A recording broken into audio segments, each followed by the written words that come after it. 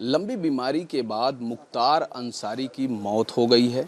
हमारे साथ उत्तर प्रदेश पुलिस विभाग के पूर्व डीएसपी शैलेन सिंह मौजूद हैं। सर, एक समय था कि जब आपको रिज़ाइन देना पड़ा, आपका परिवार बहुत परेशान हुआ, आपको जेल जाना पड़ा, जिसका संबंध सीधा मुख्तार से रहा है। क्या कहेंगे? और जो आज उनकी जो मौत हुई है जिन कारणों से, उस पर क्या कहेंगे? कल जब मुझे ये सूचना आप लोग के माध्यम से मिली कि मुख्तार अंसारी की हार्ट अटैक से बांदा जेल में मृत्यु हो गई है, तो पहला मेरे दिमाग में ही आया कि जो व्यक्ति जैसा करता है वो फल उसके सामने आना है। जैसी करनी वैसी भोगनी है। देर हो सकता है लेकिन अंधेर नहीं है।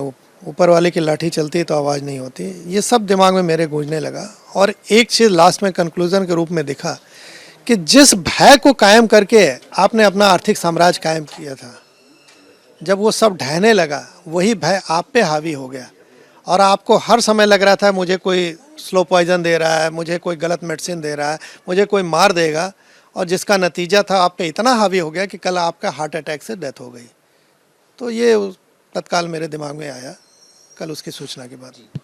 क्या कहेंगे सर वो समय जो मेरा सवाल था कि यानी आपका रिज़ाइन देना, आपका जो परिवार है वो उसको दर्द देना और जेल जाना, ये क्या संबंध था मुख्तार से? स्वाभाविक है, उस समय सरकार मुख्तार को सपोर्ट कर रहे थे। मुलायम सिंह यादव जी की सरकार थी, पूरी तरह सपोर्ट था।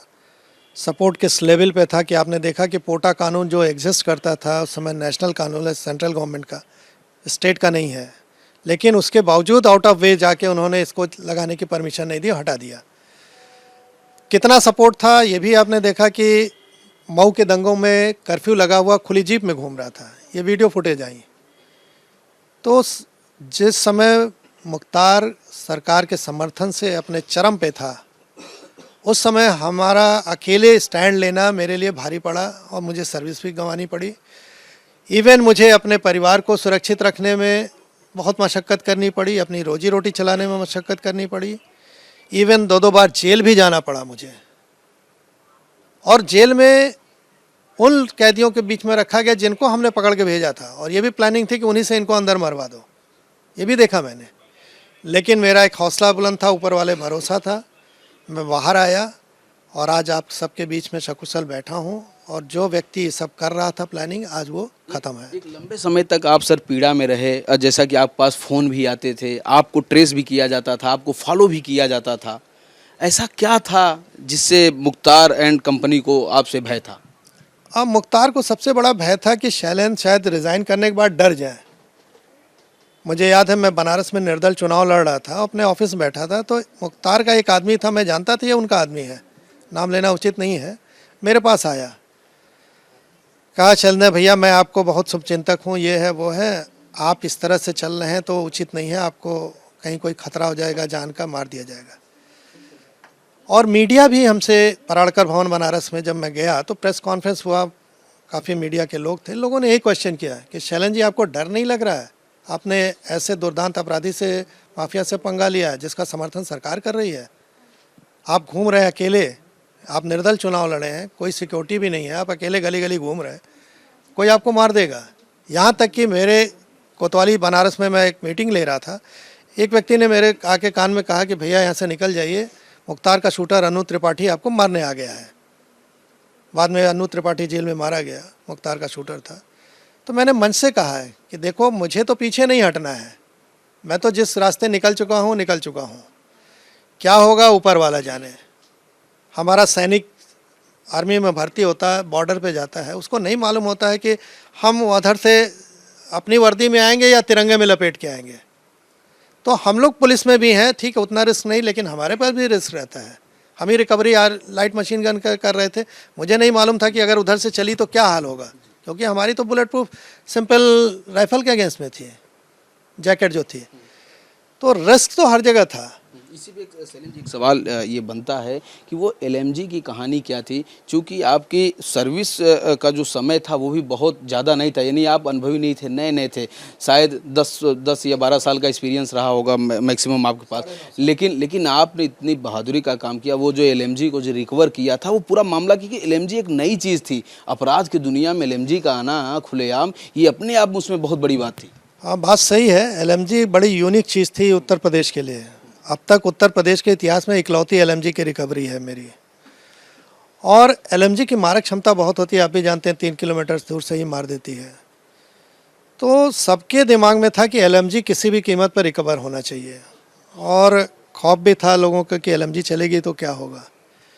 लेकिन खैर, हम लोगों ने उसको रिकवर किया, और तमाम विपरीत परिस्थिति होते हुए मुझे याद है कि उस समय तो ये हालत थी कि रात में कोई चेकिंग भी नहीं करता था कि पता नहीं कौन अपराधी किस गाड़ी में जा रहा हो और चला दे। मुझे याद है बनारस से ट्रांसफ़र होकर मैं आ गया था, मेरा एक इंस्पेक्टर अजय सिंह था, और चेकिंग के दौरान उसने रोका तो अंदर से अपराधियों ने उसको गोली सीधे मार दी AK-47 से, वहीं लटक के मर गया। तो ये मतलब समय था उस समय। तो हम लोगों ने उस समय काम किया था, बड़ी बात थी, लेकिन दुर्भाग्य की वो बड़ी बात हमारे लिए अभिशाप हुई।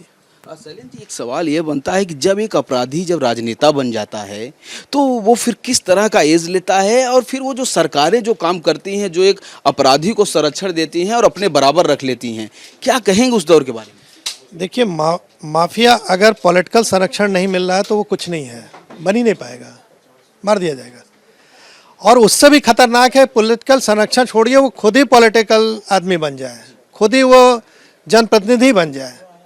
मुझे याद है इतने अपराधियों को हम लोग दौड़ाते थे और ये पनाह मांगते थे अपनी जान की, कि भीख मांगते थे बच जाएं। आज माननीय बन के घूम रहे हैं लोग। तो ये जो बदला है समय, कि पहले अपराधी का समर्थन पॉलिटिकल पार्टी लेती थी चुनाव जीतने के लिए, अब अपराधी स्वयं राजनेता बन गए हैं। ये बदलाव बड़ा खतरनाक हुआ। लेकिन पिछले कुछ समय सालों से मैं ये भी देख रहा हूँ कि जो नई जनता जब ग्लोबल सोच की आई इंटरनेट के युग में, तुलना करती है बाहर से, विदेशों से अपने देश की परिस्थिति की, तो वो इनको खारिज भी कर रही है। पहले जितना पॉलिटिकल पार्टी सपोर्ट इनको खुलेआम दे देती थी, अब वो थोड़ा एक सीमा में कतराती हैं कि इससे आगे नहीं जाना है। एक सवाल भी है कि 3 दशक पुराना उसका हिस्ट्री रहा है, क्राइम हिस्ट्री मुख्तार का, लेकिन सजा उसको पहली बार 2022 में योगी आदित्यनाथ की सरकार में मिला है। तो कहीं ना कहीं ये जो राजनीतिक जो सिनेरियो चेंज हुआ है उसके कारण ये हुआ। हाँ बिल्कुल, जब गवाह न्यायालय में आएगा ही नहीं, डर के मारे गवाही ही नहीं देगा, या बहुत हिम्मत दिखाया आया तो मार दिया जाएगा, ऐसे भी उदाहरण है सामने, तो न्यायालय तो सबूत पे चलता है। जब सबूत ही नहीं रहेगा तो छूट जाएंगे, इन लोग माननी हो जाएंगे फिर। लेकिन जब वर्तमान सरकार बदली है, पंजाब से इनको घसीट के ले आया गया व्हील चेयर पर यहाँ पे, जो इनको सपोर्ट मिलता था, आप लोग के माध्यम से पता चलता था डीएम जाके जेल में इनके साथ बैडमिंटन खेल रहे हैं, अब वो सब नहीं रहा, तन्हाई में बैरक में रात दिन गुजर रहा है। तो पब्लिक को भी भरोसा हुआ कि नहीं, सरकार बदली है, निज़ाम बदला है, तो अंतर पड़ा है, उनको प्रोटेक्शन मिलने लगा। और जब प्रोटेक्शन मिलता है तो प्रोसिक्यूशन भी होने लगा। साल भर के अंदर 2 केस में उम्र कैद हो गई, तो ये बदलाव आया। शैलेंद्र जी, एक सवाल ये बनता है कि मुख्तार अंसारी पंजाब से यहाँ नहीं आना चाह रहा था उत्तर प्रदेश, आखिर किन कारणों से वो उत्तर प्रदेश नहीं आना चाहता, जबकि अपराध की दुनिया उसकी यूपी में थी, मामले सब यूपी में चल रहे थे, सारे केसेस यूपी में थे, लेकिन वो कांग्रेस की जो सरकार थी पंजाब में, वहां पर वो रहना चाहता था, उत्तर प्रदेश नहीं आना। क्या इसी दिन के लिए डर था जो हुआ है उसके साथ? आप बिल्कुल आप सही कह रहे हैं कि वो यहाँ नहीं आना चाहता था, डरता था। कांग्रेस की जो सरकार थी पंजाब में, आपको याद होगा, जिसको अपना ये चाचा बोलता था हामिद अंसारी जी, वो कांग्रेस के लीडर थे, उपराष्ट्रपति भी रहे। तो इनके माध्यम से उसकी कांग्रेस में भी पैठ थी। मुझे याद है, मैं कांग्रेस में भी रहा हूँ, हमारे ही कांग्रेस के बड़े लीडरों के जो उनके साथ चलते थे, ड्राइवर गनर, हमसे कहते थे अकेले में कि सर इन लोगों के साथ बहुत भरोसा मत करिएगा, मुख्तार से मिलते रहते हैं रात के अंधेरे में। तो मैंने वो भी सब समय देखा है, इनको सपोर्ट मिलता था, इसी कारण नहीं आना चाहते था ये। आपने देखा होगा पंजाब सरकार अपने खर्चे पर, सरकारी खर्चे पर, सुप्रीम कोर्ट में इनको रोकने के लिए जाके कि पंजाब जेल में बने रहे, वहाँ केस लड़ रही है। तो ये दौर था, इनसे एडवांटेज मिलता था, अनड्यू एडवांटेज, चाहे आर्थिक हो चाहे पॉलिटिकल, कहीं कुछ वोट मिल जाए, इस लालच में करते थे। और सर, ये मुख्तार अंसारी जब से पंजाब से आया था तब से आपने वीडियो फोटो देखा होगा, व्हील चेयर पे वो था, लंबे समय से बीमार था, लेकिन जो मौत हुई उसके बाद, चाहे अफजाल अंसारी हो या तमाम जो राजनीतिक दल हो, यहाँ तक अखिलेश यादव का भी ट्वीट आया है, स्वामी प्रसाद मौर्य का ट्वीट आया है, तमाम और लोगों का ट्वीट आया, वो कह रहे हैं षड्यंत्र हुआ है, राजनीति हुई है, साजिश हुई है, यानी कि उनको वहाँ पर मारा गया है, इस तरह के सीधे आरोप आ रहे हैं।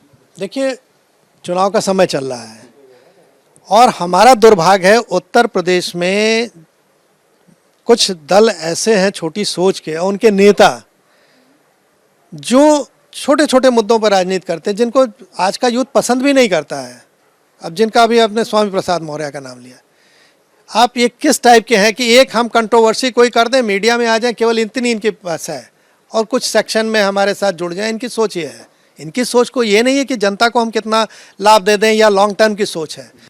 इसी तरह दूसरे क्षेत्रीय पार्टियां हैं, उनकी भी नेताओं की सोच कैसी है, किसी से छिपा नहीं। यही कारण है कि जनता इनको खारिज करती है। तो इन पे ज़्यादा नहीं बोलना है मुझे, ये अपने कर्म में जो है, चुनाव आ रहा है, जनता खुद इनको जवाब दे देगी। रही बात जो आरोप लगे हैं, इंक्वायरी होती है, रूटीन में है, हम भी इनकाउंटर करते थे तो मजिस्ट्रियल इंक्वायरी होती थी, तो ये इंक्वायरी होगी। न्यायालय हमने बार बार कहा सबूत पे चलता है, वहाँ अगर सबूत नहीं मिलेगा तो सब खारिज हो जाएगा। और मेरा अपना अनुभव पुलिस का जो कहता है 10 साल का कि कोई भी अधिकारी, कर्मचारी, डॉक्टर आउट ऑफ वे जाके अपनी नौकरी दांव पे लगा के इस तरह के काम नहीं करेगा जैसा इन लोग आरोप लगा रहे हैं। बहुत बहुत धन्यवाद। तो हमारे साथ शैलेंद्र सिंह थे जिन्होंने कहा है कि जो ये मौत हुई है इसकी जांच भी हुई है और अक्सर इस तरह की घटनाओं की जांच होती है और कोई भी डॉक्टर या जिम्मेदार जो व्यक्ति है वो कभी भी लापरवाही नहीं करेगा और जो साक्ष्य हैं वो सब सामने निकल कर आएंगे ही। वीडियो जर्नलिस्ट संजीव के साथ राघवेंद्र पांडे, रिपब्लिक भारत, लखनऊ।